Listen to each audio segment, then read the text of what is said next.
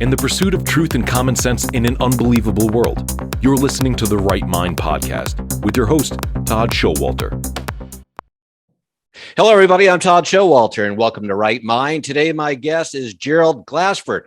He's the host of a new podcast. I don't know if it's new, but it's been around for a while, and it's called Pop Culture Cosmos. How you doing, Gerald? I'm doing well. Thanks for having me on, Todd. Hey, well, it's great to have you here. Now, your show, you talk about a variety of different subjects, don't you? Everything that's related to pop culture, whether it's, films or current events, things in the news. And there's a lot of that going on right now. What's the hot subjects right now, aside from Will Smith? Yeah, absolutely. Obviously, he took the cake, per se, with the slap heard around the world recently at the Oscars. It did detract, obviously, or I should say, casted a shadow over what was a pretty good Oscars. You know, a lot of different films were given awards over the past weekend with the Oscars. Shouldn't detract from the great films that were awarded prizes, such as, for instance, let's go with Coda, which won for Best Picture. I mean, obviously that if you've got Apple Plus, it's a great reason to go ahead and check out Apple Plus, because Coda is a great film, very heartwarming. Also, you had Dune, which is my personal pick for movie of the year for 2021. That film garnered 5 Oscar awards, the most Oscar awards, most of it in the technical categories. So there was a lot of good reasons to go ahead and check out the Oscars, besides the slap heard around the world. And then, of course, for Will Smith himself, he had a great performance in King Richard. And, obviously what happened there detracts from even his own winning performance as well, which is a shame because, again, he is truly magnificent in that role. Yeah, I saw all those films, as a matter of fact. And, one of the things, though, that I find rather funny, if you want to use that word, is that, a lot of people were saying, well, the Oscars just really aren't that popular anymore. Nobody's watching it. Well, heck, now everybody in the universe is tuned in on, I guess, the aftermath of what happened with Will Smith. I mean, what part of me at first, when I heard about it, I thought, well, is this staged? What were your thoughts on that? It looked like at first people were saying it's staged. If you were to go to Twitter, and this is one of the few times I endorse Twitter to find out the real story, it did have the Japanese feed, which had a fully uncut version of it. And it was posted like right after it happened. So you could literally see on Twitter exactly what was going on and how it was portrayed, because here in the States, it was censored in certain parts because of the language, obviously, that was used by Will Smith. But for me, it was something that, again, it was something, yes, it did cast a shadow over it, but the ratings overall, and even though it did improve by 56%, it's still the second lowest of all time for Oscars. But because of the Will Smith slap, it was the biggest trending thing to ever happen out of the Oscars. So you can say it was a kind of a win-loss situation there, because the numbers are still slow about, as far as low for people watching it, but for people following it and figuring out what's going on, I think still is, as far as from that aspect, maybe you'll get people more interested for next year's Oscars, but we'll have to wait and see. Again, it detracts from a great performance from Coda, a very deserving movie. And I think that's probably years from now, you and I will ever talk about, oh, that's the year that Will Smith slapped Chris Rock. Yeah, right.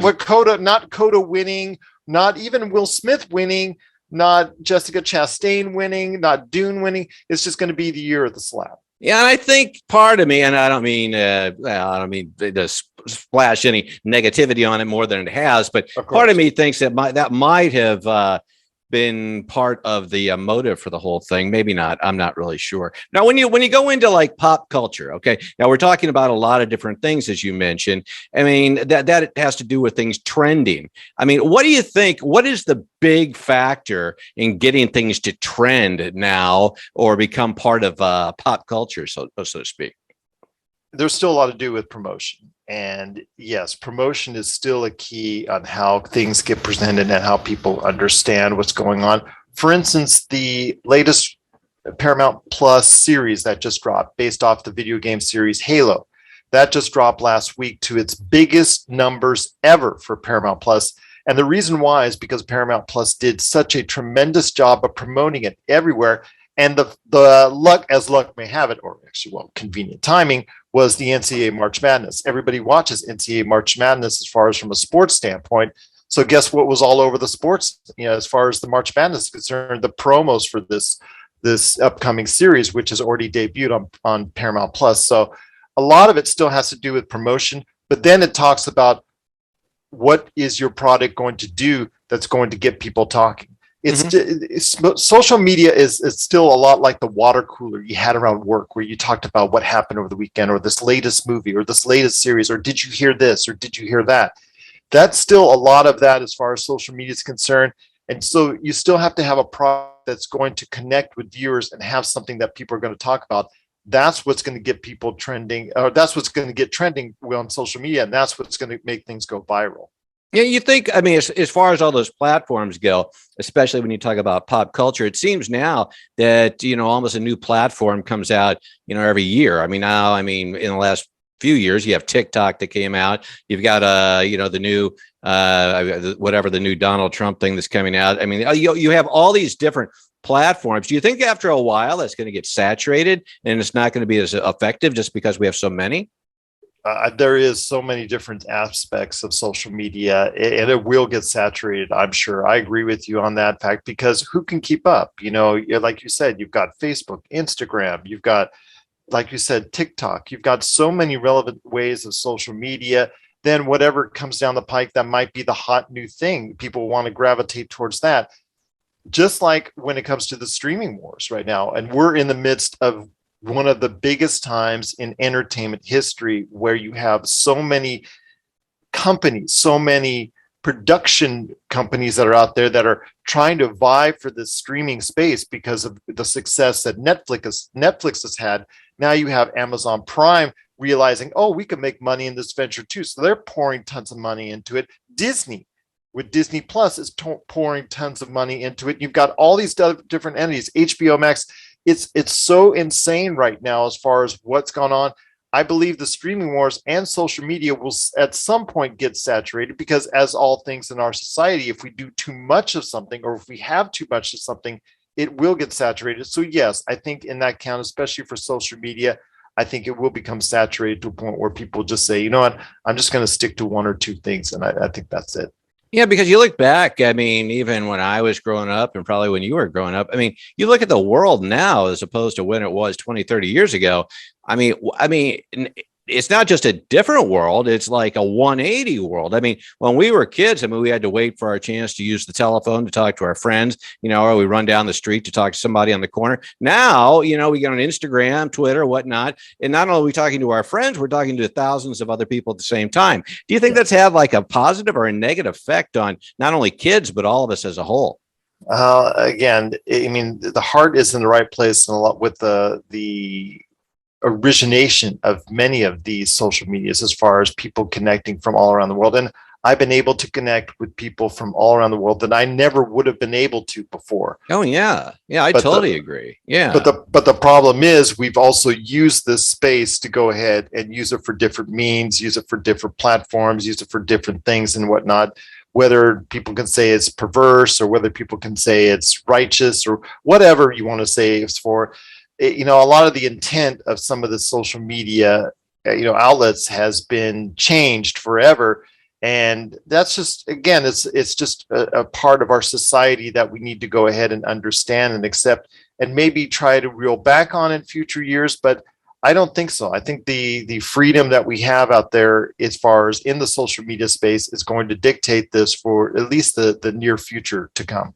What do you think as far as you've got these different platforms, but they don't, I don't want to use the word censorship, but you have certain platforms that, are semi being regulated, or so they're deciding what can appear or how often it appears. What do you think of that? Because it's not just like you and I wanting to go on and just objectively or subjectively, I say, express our opinions. What happens when you have a third party that comes in that says, no, I want to hear what Gerald has to say, but we're going to put Todd down at the bottom.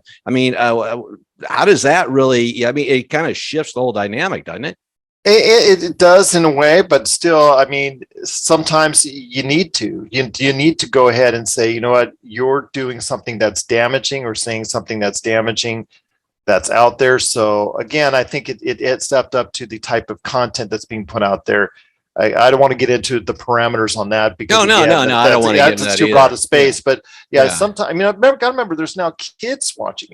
I try to go ahead and with my two daughters, try to make sure that they regulate their space on things that they're doing and watch what they're doing and make sure I answer questions for them if they have them. But you got to remember, not everybody does that, and there's kids out there seeing this stuff that maybe they shouldn't be seeing at an earlier age. And as they grow up, they go to public school, they go to whatever schools they go, and then life and whatnot, and they start to understand that there's the world around them is what it is, and it's okay then. But we need to go ahead and make sure that some things that are out there that maybe we've got to understand that certain individuals aren't ready to go ahead and be able to take care of that or take that all in its right perspective. So I don't know. Yeah, it just, again, you got to be careful about what the things we do in some instances only. Well, and then going back to what we were talking about just a little bit earlier, what do you think is the driving force on anything? I mean, with social media, obviously, but what is it? What is the main factor in pop culture as far as something? Obviously, it's got to be celebrity, somebody's known or something like that. But I mean, is there how do things that are really relatively vague or unknown all of a sudden become viral? Well, again, it's like a lot of it is, for instance, something that you might have said or done that really connects with an audience in so much of a better way than it could before, back when you and I were younger. I mean, something that went viral back in our days probably would have taken weeks, if not months, before it got viral. Now it can do that in literally seconds. So, I mean, for instance, we've got with Disney Plus, they're just about ready to debut their latest entry into the Marvel Cinematic Universe, Moon Knight, as far as the 6-episode series that's coming out starting this week as we're talking. That is something that they're trying to go ahead and generate a lot of buzz for, because it helps them get people to go ahead and watch the product. So things are like that as far as the promotional machines. For me, a lot of fact is like promotion. A lot of these things that they want to go viral, if you can, there's a formula to go ahead and get these things viral going if people are accepting of it. And, for instance, like the Batman, which just debuted, last month or earlier this month, that really has done numbers worldwide, over $600 million worldwide at the box office. It has generated a lot of interest worldwide and has people talking simply because of the quality of the movie that it is. A lot of people are saying good things about it. That's the thing. That's the key. You got to make sure you have something that is going to connect with the audience. And once you do, you got to have people that are willing to go ahead and promote it out there to the public on a platform that will go ahead and connect with a larger audience. Sure. And, one of the things I've noticed, especially with, all the films that are streaming now, especially just in the last 2 years with the pandemic and everything, it used to be, as far as I remember, I mean, you get a lot of, watch television. There'd be all kinds of television commercials for upcoming films and things like that. And it used to be kind of like a big, build up to a lot of these things, where a lot of them now, they just seem to be jumping right to streaming. And there doesn't seem to be that mass media promotion like there used to be. Do you see that?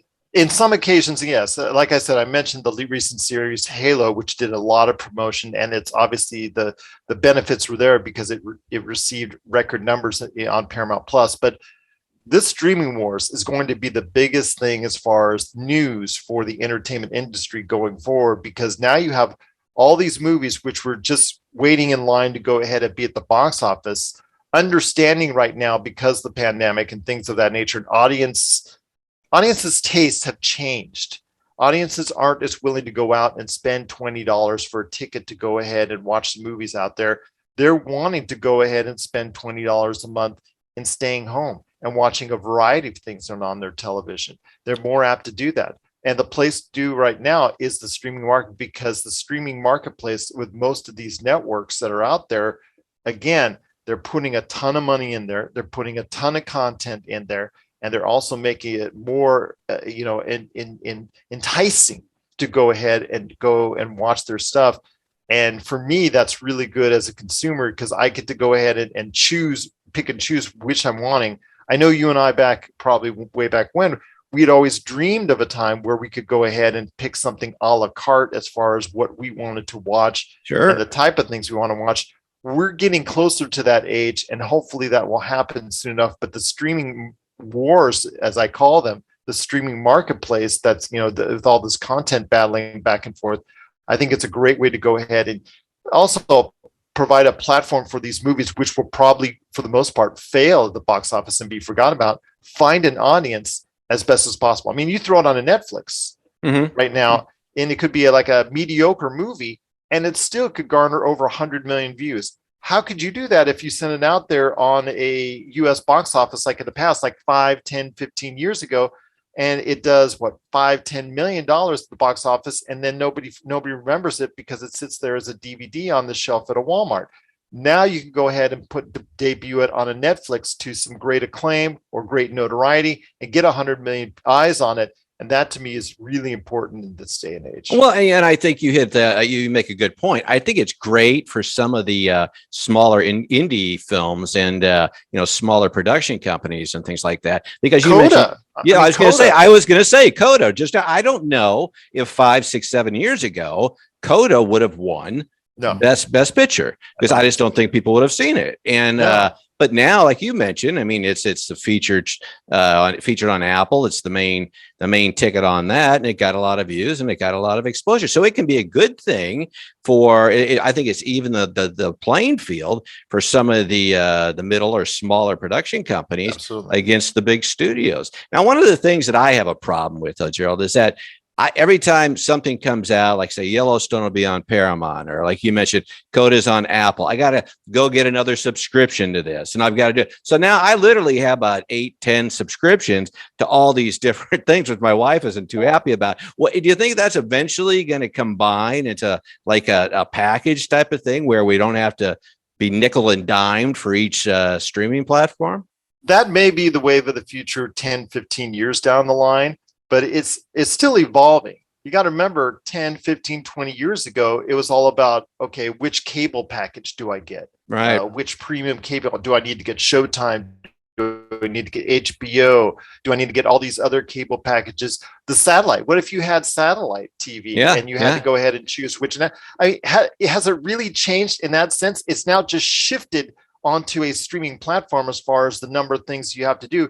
The only good thing is that there's no contracts. Back when you and I were watching in the 80s, 90s, 2000s, there was always contracts. You always were stuck with like, oh, okay, I'm stuck with this network for 6 months. That's really ridiculous, but okay, I got to deal with it. Or for a year with the cable company or whatnot. Now you can choose month to month. Okay, I know Moon Knight is going to be on for the next 6 weeks. After that, I don't see anything I like. I can just go ahead and cancel Disney Plus, and I'll get it later on down the line. That's the only benefit of what we're living in the space right now, is the fact that not only is there more content being produced, more original or fresh content being produced out there for all of our eyes to see, is the fact that we can choose which streaming services we want consciously and say, you know what, I'm not watching anything right now on HBO Max. I can discontinue that and join up later. That's the beauty of it right now. But you're right. At some point in time, I see that down the road. And, but a lot of things have to change in order for us to get there. And just right now, I think I see the baby steps towards that progress. Right. What do you see? I mean, you're inside the biz, so to speak. What you see anything coming up down the pipe that most of us out here haven't heard about that you've heard? Something coming up that's brand new? Well, I'll tell you what, something that is brand new that I really want to go ahead and I'm pushing on the show is back on Apple Plus. I was not a big supporter of Apple Plus because I thought originally that they didn't put out enough content. It was just basically Ted Lasso on the morning show, and pretty much that was it. They have now impressed me with the stuff that they put out over the past 6 months, including Coda, which they got, and obviously has been a big win for them. But the show that I think everybody needs to check out is executive produced by Ben Stiller, who is actually directing a lot of the episodes on this, and that series is Severance. It's actually the most popular show on Apple Plus right now. If people get a chance to check it out, or if they have access to Apple Plus, I highly recommend it. If they're interested in the type of show that provides a mystery each and every week, throws curves at you each and every week, twists and turns. But the most important thing, brilliant acting from name actors and also up and coming actors, which you've not heard of before, which are really doing a great job as well. So it provides a whole package. And I think Severance, when all is said and done, it'll be one of the best shows that I've seen in 2022. Well, that's good to know. It's called Severance. It's out now. It's out Severance. right now. Well, I got to check that one out. That'll get that. My wife, I can pry myself away from the Hallmark Channel. No, I don't do the Hallmark. There you Channel. go. Well, my wife does. That's for sure. She's a big fan of it. So I'm not going to. Well, that's the other thing. We all have. I can both sneeze at the content on Hallmark, but you know what? It's there for a reason. And Gerald, I've seen every episode of the Hallmark Channel, and I've only watched one of them because they're all the same. But that's true, though. But anyway, we got a few minutes left here. They know their formula. They know their formula. That's right, and it works. It works. She's hooked. What? Tell us a little bit more about your show, where we can find it. What type of guests you're having on in the near future, and just give us a little bit of background on how people can check it out. Absolutely. Once again, if you just type in Pop Culture Cosmos, wherever wherever your browser is, Google, Bing, whatever, Culture Cosmos.